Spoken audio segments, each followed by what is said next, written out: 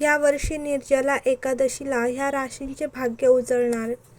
2026च्या निर्जला एकादशीला कोणत्या राशींचे भाग्य उजळेल आणि आर्थिक लाभ व सन्मानाची काय शक्यता आहे हे जाणून घेऊया. सनातन परंपरेनुसार निर्जला एकादशी हा सर्वात कठीण पण सर्वात फलदायी उपवास मानला जातो. असे मानले जाते की या दिवशी पाणी न पिता भगवान विष्णूंची पूजा केल्याने सर्व 24 एकादशीप्रमाणेच पुण्य प्राप्त होते.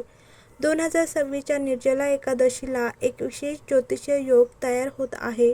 लक्ष्मी-नारायण योग, जो अत्यंत शुभ मानला जातो आणि संपत्ती, सुदैव व समृद्धी वाढवतो. या योगाचा प्रत्येक राशीवर कोणत्या ना कोणत्या प्रकारे परिणाम होईल, परंतु काहींसाठी हा काळ एका मोठ्या बदलाची सुरुवात देखील असू शकते.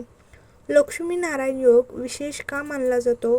ज्योतिषशास्त्रानुसार जेव्हा शुक्र आणि गुरु किंवा इतर शुभग्रह एका विशिष्ट स्थितीत असतात तेव्हा लक्ष्मी-नारायण योग तयार होतो. हा योग स्थिरता, संपत्ती, यश आणि सामाजिक प्रतिष्ठा आणतो असे मानले जाते. जेव्हा हा योग निर्जला एकादशीसारख्या पवित्र दिवशी तयार होतो तेव्हा त्याचा प्रभाव अधिक शक्तिशाली मानला जातो.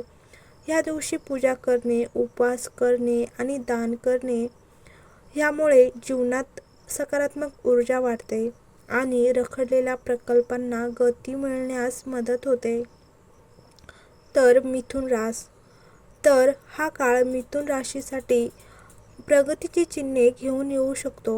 कामाच्या ठिकाणी नवीन जबाबदाऱ्या मिळण्याची शक्यता आहे आणि कामात सुधारणा होऊ शकते.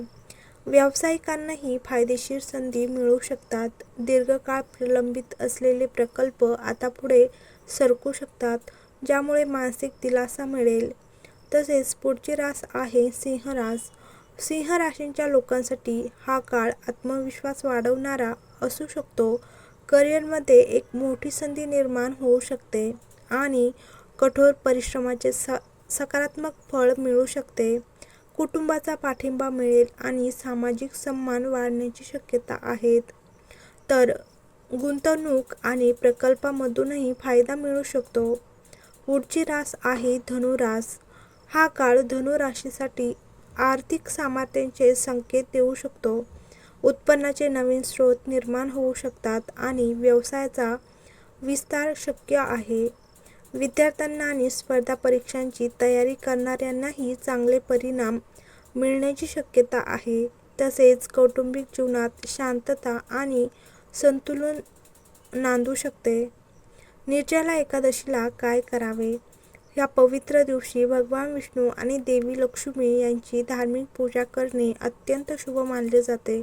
गरजूंना दान करणे, मंत्रोच्चार करणे आणि उपवास केल्याने जीवनात सकारात्मक बदल घडून येऊ शकतात. ओम नमो भगवते वासुदेवाय ह्या मंत्राचा जप करणे विशेषतः फलदायी मानले जाते. तर व्हिडिओ आवडला असेल तर लाईक करा, शेअर करा आणि चॅनलवर नवीन असेल तर चॅनलला नक्की सबस्क्राईब करा.